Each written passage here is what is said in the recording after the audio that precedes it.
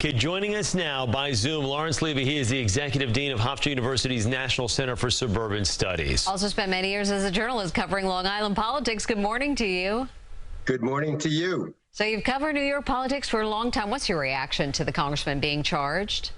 Well, politically, the big picture is that, for one thing, George Santos will not be a congressman representing the 3rd District on Long Island in Queens after his term expires, if it even lasts much more than a couple of months. And how confident are you that it is going to last a couple of months, or will be cut short? Well, 40 years of covering politics, I've learned not to disagree with Peter King. But it looks like that in addition to this incredible velocity for a legal case, I mean, the law enforcement agencies moved with the kind of speed you almost never see. It also looks like the political machinery is in high gear. Kevin McCarthy did say, gave himself a little time there in terms of waiting for the ethics committee. But if he does decide to send it to the full House for a vote, it's completely certain that Santos would be voted out. The Nassau Republican Committee has already said that they want nothing to do with him. They're obviously trying to make up for some of the embarrassment in running a candidate who was caught in these lies and potential crimes. So the world is moving against George Santos, both legally and politically. But that vote is a key Republican vote when it comes to the debt limit and so many other votes that are on the way. So what do you think the plan is going forward, especially for the New York Republican Party? Well, political leaders are always calculating. They're looking for 50% plus one to tell them which way to go.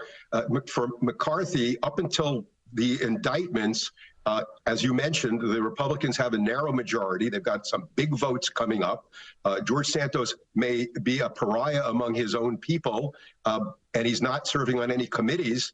And ironically, he was one of 35 members of Congress who signed a bill to recoup unemployment benefits and others during the pandemic that were wrongly accessed.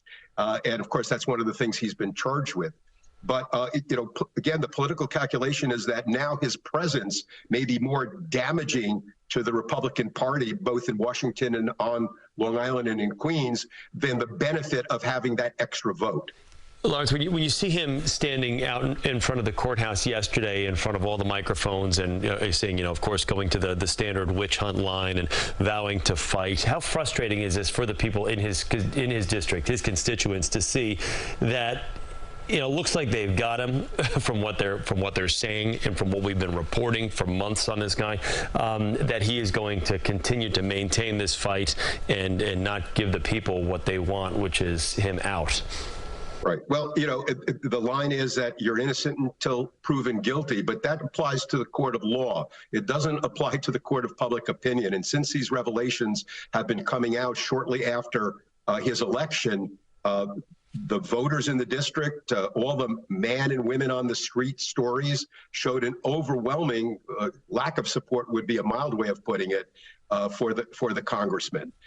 He has no political future, certainly in this area. Maybe he'll move somewhere else and take another identity and try again somewhere. But he has absolutely no chance of being a member of Congress or any other elected office in the area. And one of the reasons is that he has been completely rejected by those voters that you referenced to, as well as by the political machinery, the organizations that are needed to support it. Hofstra University Executive Dean Lawrence Levy, thank you so much for taking some time to talk to us this morning. Well, thanks for having me. No, thanks so much.